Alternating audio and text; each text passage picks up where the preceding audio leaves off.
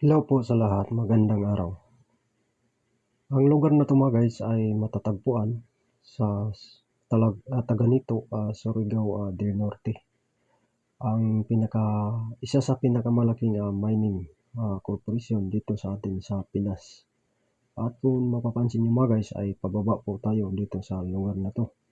At bago nating tunghayan o bago natin tatapusin ang video na 'to mga guys ay huwag kalimutang mag-follow at kung maaari ay pakibahagi na lang ang video na 'to mga guys para makita rin ng mga kasamahan natin na hindi pa nakapunta dito at hindi pa nakakita sa lugar na 'to mga guys. Ang lugar na 'to mga guys ay ang pangunahing pamumuhay ng mga tao dito ay ang pagmimina.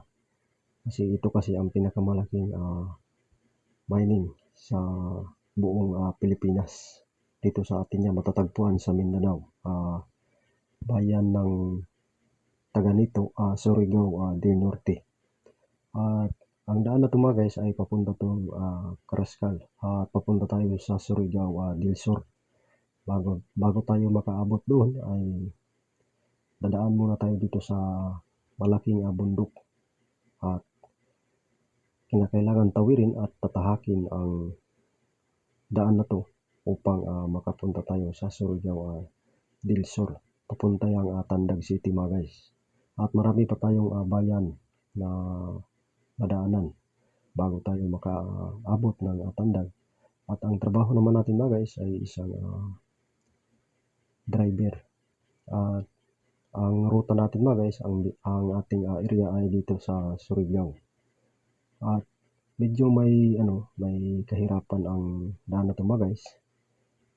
Kaya kinakailangan ng doble ingat sa mga kasamahan natin na nakapunta na dito mga guys. Shout out po sa inyong lahat dahil ang daan na 'to mga guys ay kinakailangan talagang maingat ka dito kasi marami talagang marami nang nadadali kasi sa sobrang kampante.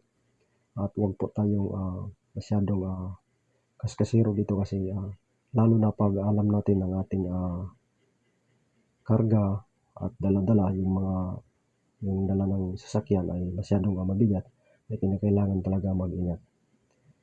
Kaya pag dito tayo mahuhulog ay wala talaga tayong laban at hindi tayo maaaring makabawi. Kung makikita nyo naman mga guys, masyadong liko ang daan at wala pong mga tinatawag natin wala kang kung dito ka mahulog ay wala talaga, diretso ka talaga sa baba.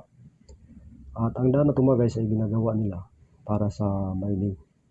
Kaya malaki rin ang pasasalamat sa mga may-ari. At kasi kaya lang mga guys ay kung makikita natin yung parang pags, yung pag na yan ay kinukuha ang mga lupa na yan mga guys para dalhin sa at doon na iproseso sa baba sa may barko. Kaya dito tayo dumaan, dito tayo sa pinakatuktok mga guys ng lugar na to. At kinakailangan talaga ng medyo kunting ingat lang mga guys. At ang karga naman natin mga guys ay medyo magana dahil wala na masyado at kunti na lang ang naiwan. Kaya po ang takbo natin ay medyo malakas-lakas at mabilis. Yan mga guys, doon sa tuktok mga guys, kung makikita nyo, wala nang, meron namang mga punong kahoy mga guys, kaya lang ay kunti lang ang naiwan. At bihira lang po ang dumaan dito mga guys ng malalaking sasakyan. At ang dala naman natin mga guys ay yung isang sasakyan natin forward. At palagi akong dumadaan dito mga guys kasi ngayon lang ako nakadala ng forward dito. Kung minsan ay ang dinadala-dala ko dito sasakyan yung 10-wheeler. At bago lang ako nakapagmaniho ng forward dito, mas maganda talaga mga guys yung maliit tulad dito ng dinadala natin.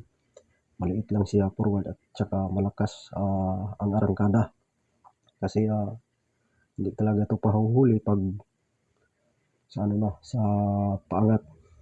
Yung 10-wheeler kasi mga guys, yung puti natin, yung makikita nyo sa ibang video natin, ay kinakailangan mo yan ng kinakailangan ng hindi mabilisan pag paangat.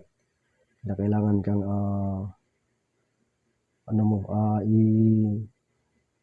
kinakailangan ng technique mga guys, at kinakailangan mong wag mong masyadong i-pressure yung makina. Pero yung dala-dala nating sasakyan ngayon mga guys ay malakas talaga, at ito ang pinakamalakas na sasakyan doon. Yung isang forward mga guys, 6-wheeler lang.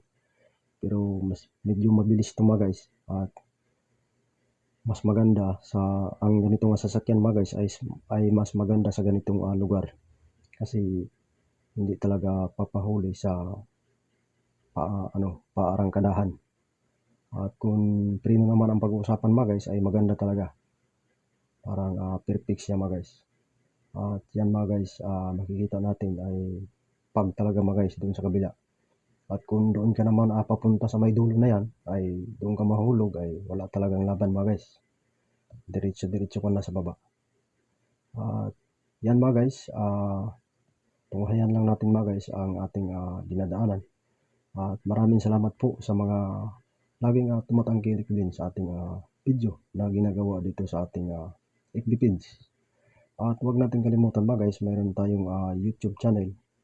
At konti pa lang ang video na na-upload natin noon, at malayo pa yan sa katotohanan, at sana man ay matulungan nyo.